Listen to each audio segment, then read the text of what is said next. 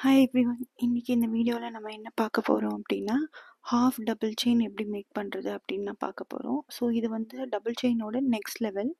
So first ஒரு cross பண்ணிக்கோங்க. அப்புறம் கீழே உள்ள பேஸ் செயின்குள்ளார விட்டு அங்கே ஒரு செயின் கிராஸ் பண்ணி வெளியே எடுத்துக்கோங்க.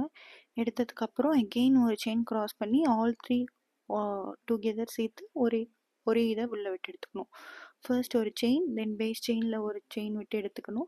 தென் அகெயின் ஒரு செயின் எடுத்து ஆல் த்ரீ கிராஸ் பண்ணிக்கணும்.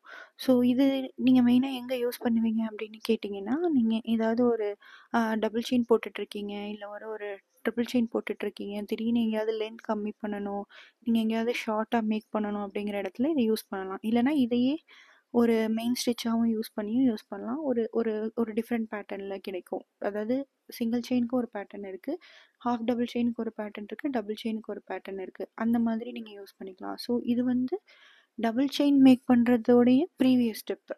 ஸோ இதை தெரிஞ்சுக்கிட்டாலே இதோட ஒன் ஸ்டெப் ஆடட் தான் டபுள் செயின். ஸோ இதை ப்ராப்பராக பார்த்துக்கோங்க. இதை டவுட் இருந்தால் கமெண்ட் பண்ணுங்கள். தேங்க்ஸ் ஃபார் வாட்சிங் the video. Please subscribe to our channel.